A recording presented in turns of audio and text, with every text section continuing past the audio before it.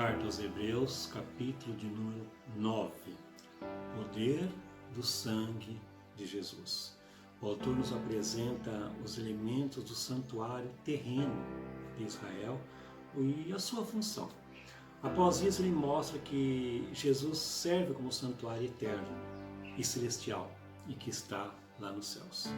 A função dos elementos da antiga aliança era ilustrar alguns dos princípios da nova aliança. Era algo temporário, limitado. No entanto, Jesus de Nazaré é feito sacerdote eterno de uma aliança superior, e o seu sangue purifica definitivamente todos os que se achegam a ele. Então, do verso 1 até o verso 9, os elementos do santuário terreno de Israel. Olha, verso 1. Olha, a primeira aliança também tinha preceitos de serviço sagrado no seu santuário terrestre. Então, o santuário terrestre que tinha os preceitos de serviço sagrado de oferecer sacrifícios a Deus. Era um altar de ouro para incenso e a arca da aliança totalmente coberta de ouro, na qual estava uma urna de ouro contendo o maná, o bordão de Arão que floresceu e as tábuas da aliança, e sobre ela os querubins de glória que com a sua sombra cobriam o propiciatório. Então era dessa maneira que era lá o local onde se fazia os sacrifícios na antiga aliança. O verso número 6. Ora, depois de tudo isso, assim preparado, continuamente entra no primeiro tabernáculo os sacerdotes para realizar os serviços secretos, serviços sagrados. Então, depois de tudo pronto, tudo arrumadinho, o sacerdote entra no tabernáculo para realizar lá os serviços sagrados pela purificação do povo. Do verso 7 até o verso 10, a função dos elementos da antiga aliança. O sumo sacerdote, ele entra sozinho e uma vez por ano, não sem sangue. Era necessário sangue que oferece por si e pelos pecados de ignorância do povo, querendo com isto dar a entender o Espírito Santo que ainda o caminho do santo lugar não se manifestou naquele momento, naquela ocasião. Enquanto o primeiro tabernáculo continua erguido, que é o tabernáculo feito por homens. É isto uma parábola para a época presente. E segundo esta se oferecem tantos dons como sacrifícios, embora eles, no tocante à consciência, sejam ineficazes para aperfeiçoar aquele que presta o culto. Então, oferecendo ali o sacrifício, nós sabemos que é ineficaz para aquele que presta o culto, presta o sacrifício. O versículo de número 10. Os quais não passam de ordenança da carne, baseada somente em comidas e bebidas, e diversas abluções impostas até o tempo oportuno de reforma. Então, não passam de ordenança do homem, ordenança da carne. Do verso 11 ao 14, agora vai falar do poder do sangue de Jesus Cristo. Versículo número 11.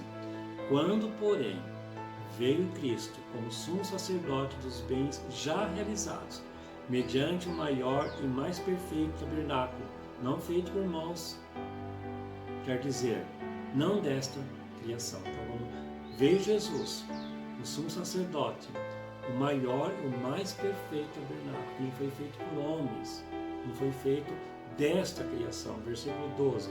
Não por meio de sangue de bodes ou de bezerros, mas pelo seu próprio sangue, entrou no santo dos santos, uma vez por todas, tendo obtido eterna redenção. Portanto, se o sangue de bodes e de touros e a cinza de uma novilha aspergidos sobre os contaminados os santificam, quanto mais a purificação da carne. Quanto à purificação da carne. Então, Jesus não fez o sacrifício com sangue de bode ou de bezerro, mas com o seu próprio sangue.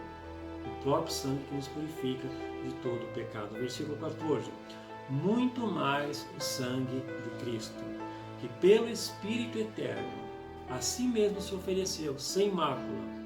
A si mesmo se ofereceu sem mácula a Deus. Purificará a nossa consciência de obras mortas para servirmos ao Deus vivo.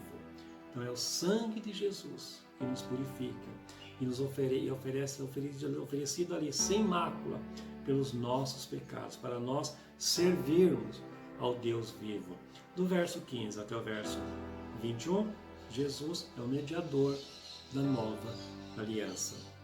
Então o versículo 15 diz assim: por isso mesmo ele é o mediador da nova aliança, a fim de que, intervindo a morte para a remissão das transgressões que havia sobre a primeira aliança, recebam a promessa da eterna herança aqueles que têm sido chamados. Então Jesus, ele é o mediador dessa nova aliança, para recebermos a promessa, se nós formos chamados e aceitados, e isto sim para o chamado de Jesus.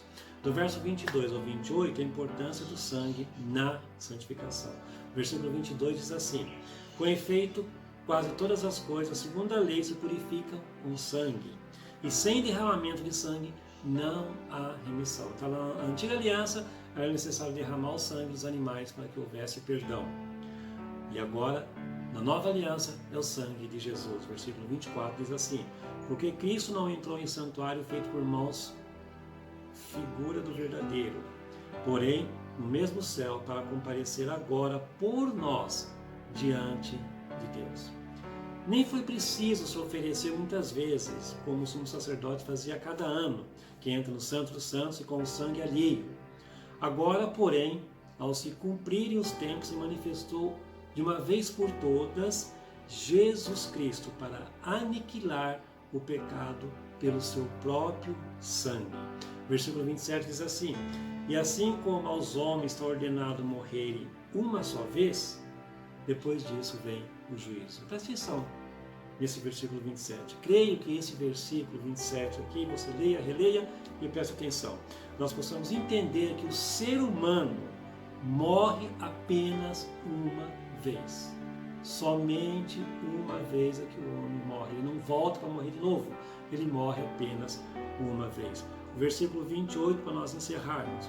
Assim também Cristo, tendo se oferecido uma vez para sempre para tirar os pecados de muitos, aparecerá a segunda vez, sem pecado, aos que o aguardam para a salvação. Então, ele se ofereceu uma única vez para tirar os pecados de muitos. Por que muitos? Porque não todos. Muitos, porque nem todos aceitam, nem todos têm Jesus como seu Senhor e Salvador. Então ele aparecerá uma segunda vez. Para quê? Para nos levar para a glória juntamente com Ele.